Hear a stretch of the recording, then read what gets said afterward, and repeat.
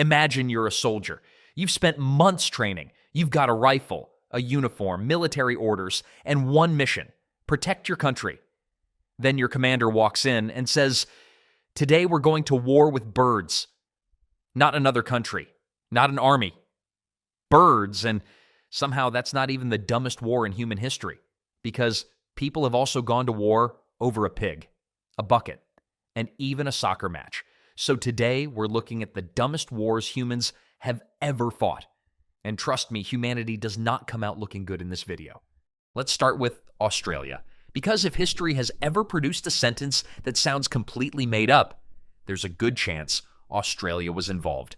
In 1932, Australian farmers had a serious problem. Their crops were disappearing. Their fences were being destroyed. Entire fields were getting wrecked. And the culprits were birds. Not thousands of invading soldiers, not criminals, not giant storms. Birds, specifically around 20,000 emus. Now, if you've never seen an emu before, imagine a bird that looked at flying and said, "Nah, I'd rather become a dinosaur." They're nearly 6 feet tall. They can run ridiculously fast, and they have the attitude of a creature that knows taxes don't apply to it. Every year, these birds would march across farmland, eating crops, destroying fences, and causing absolute chaos. Farmers were furious, so they complained to the government, and the government responded with one of the greatest ideas in human history. They sent the army. No, seriously, the actual army. Imagine explaining this to your family. "Son, how's military service going? Pretty good, Dad. Protecting the nation? Yes? Fighting invaders?" Birds. At first, everyone thought this would be easy. After all, it was machine guns versus birds. That's not a war. That's the tutorial level. The soldiers arrived, they spotted a large group of emus, took aim, opened fire, and immediately discovered a small problem. The birds refused to cooperate.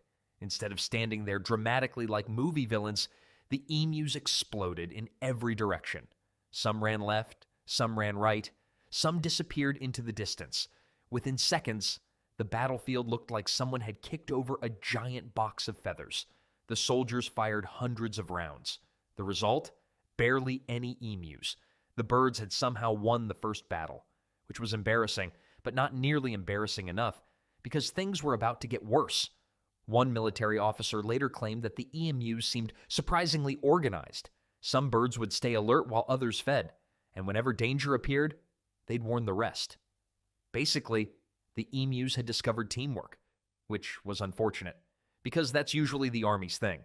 The soldiers tried again and again and again. The birds kept escaping.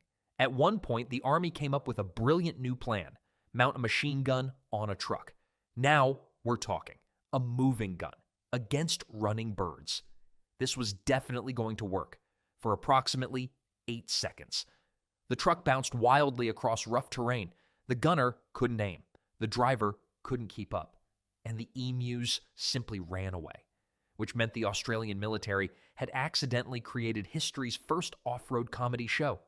Meanwhile, the emus continued their campaign of total destruction. Fields destroyed, fences destroyed, farmers angry, birds thriving. At this point, the score was roughly Australia, lots of bullets. Emus, everything else. Weeks passed. Thousands and thousands of rounds were fired. The birds were still everywhere. Eventually, the government looked at the situation, looked at the birds, looked at the bill for all the ammunition, and quietly decided this entire thing had gone far enough. The operation was canceled. The soldiers went home. The emus stayed. And history recorded one of the funniest military outcomes ever. Australia declared war on birds. The birds won. Not a joke, not internet satire. A real historical event. Somewhere out there, an emu's descendants are probably still bragging about it. And somehow, this still isn't the dumbest conflict in history, because the next one started over a pig. Two of the most powerful armies on Earth almost went to war. Loaded cannons, thousands of soldiers. The reason? A pig. That ate someone's potatoes. Sounds ridiculous. It gets worse. San Juan Island, sitting between British Canada and the United States. Both countries claimed it. Neither would leave. So they did something surprisingly reasonable. They both just stayed. Same island, two governments, zero agreements. And somehow it worked. Until a pig showed up. This pig had a system. Wake up. Walk to the American farmer's garden, eat his potatoes, go home. No sneaking, no guilt, just the confidence of a creature that has never paid taxes or rent. The farmer chased it away. The pig came back. He chased it away again. The pig came back. Every single morning.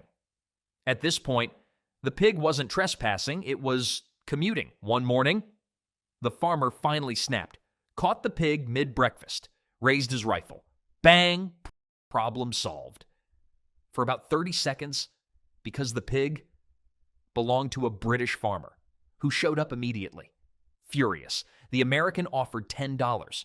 The British farmer refused. 2 adults, 1 dead pig. A problem that should have taken 4 minutes to solve. Here's what actually happened. American officials complained to British officials. British officials complained right back. Then more officials got involved. Then even more officials. And somewhere along the way, grown adults heard this entire story, nodded, and collectively decided, yep, this requires warships. Everyone had completely forgotten. This all started because one pig had a standing breakfast reservation in somebody else's garden. Who pays for the pig became, this violates British sovereignty, which somehow became, send troops. The pig was dead. The potatoes were gone. The argument should have been over. Instead, both countries started preparing for war, and somehow, the stupidest part was still yet to come. So now, the argument had completely escaped reality. One dead pig had somehow recruited 2 governments.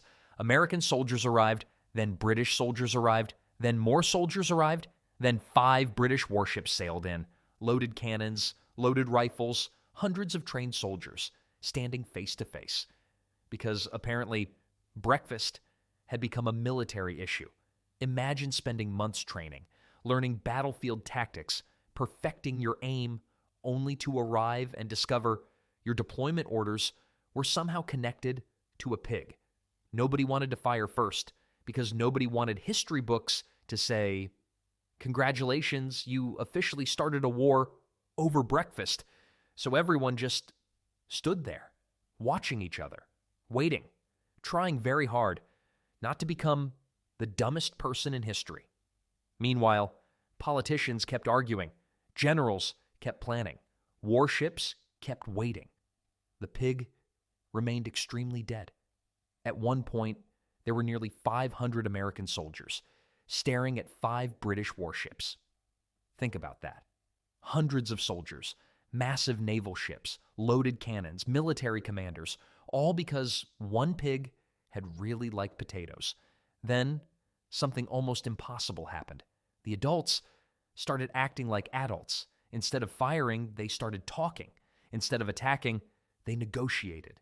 And somehow, common sense finally won. The soldiers stayed for a while. Nobody fired, nobody charged, nobody attacked. Eventually, the border dispute was settled peacefully.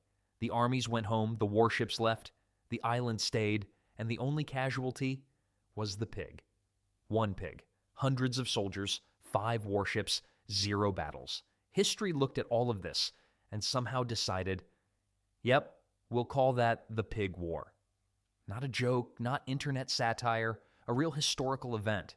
And somehow, this still wasn't the dumbest conflict in history, because the next one started over a bucket.